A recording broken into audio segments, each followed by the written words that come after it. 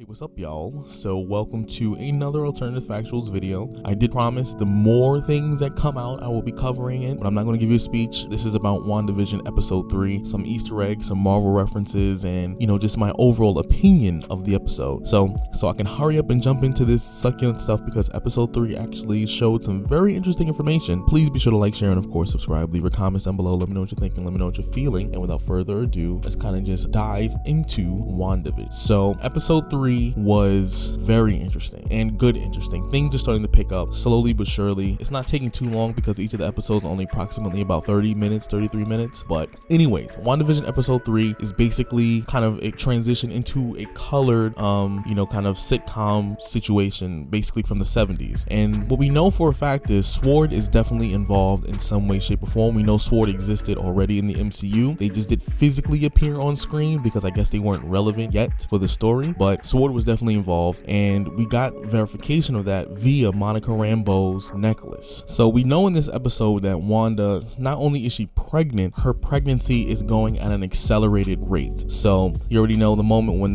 Vision wanted to call the baby Billy, and then after William Shakespeare, and then also she wanted to call the child Tommy, and next thing you know, they ended up having twins, so they were able to do both in the episode. But her desire to have children was something that has been explored in comics, as a lot of you may or may not know. I believe her children were called Wiccan and Speed. So in the comic books, it was fragments of the demon Mephisto, and I know some people will feel like, hey, Mephisto's involved in this episode or in the WandaVision. We don't know as of yet. It's a possibility because it seems like they're starting to transition more into the comic book aspects of the Scarlet Witch. So it's starting to transition into the totality of her power, but we don't know yet. Now, also what's weird is it's just the fact that in this episode, it's not 1000% clear on whether or not she's reality warping or if, this is still just relatively illusionary. Remember, when she was setting up that crib, she definitely was like the butterflies that were a part of the little baby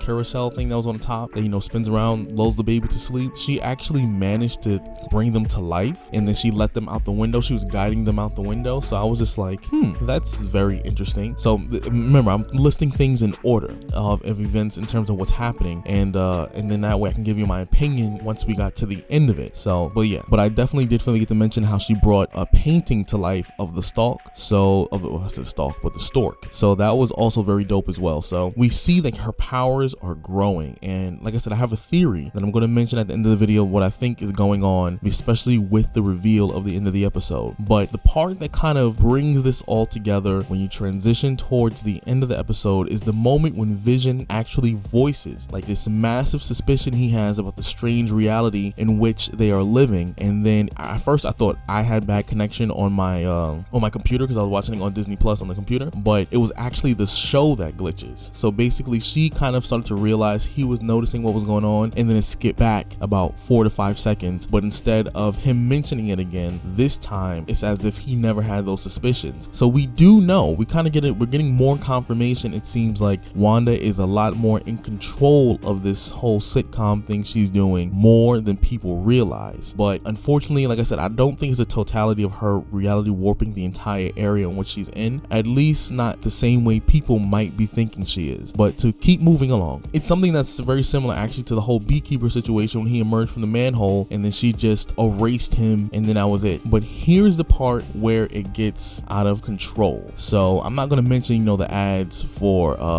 Stark Industry, the toaster, the Hydro Watch. I'm not going to mention all that. I'm not going to do the whole the voiceover of the artificial reality escape to a world of your own. I'm not going to do those little details. Don't get me wrong, they're important, but I'm not going to do those details because I'm pretty sure I want to leave something to talk about later on. But obviously me referencing it, I want you to know that stuff it happened. But I want to get to the major part of the episode, which is ending, is pretty much the ending. Geraldine, aka the woman who was casted to play the adult version of Monica Rambeau in the MCU, is described having basically no home in the neighborhood, and that's actually true. We've seen pretty much every other character, even the support characters for the most part. You've seen who they live with, who their wives are, who their husbands are. We've seen who they're with for the most part, and we know that they actually have some place to be. But not once since the beginning of the show have we seen Monica Rambeau, Geraldine, have anywhere to go. She's just always been around. She's always been there when it seemed like it was important, or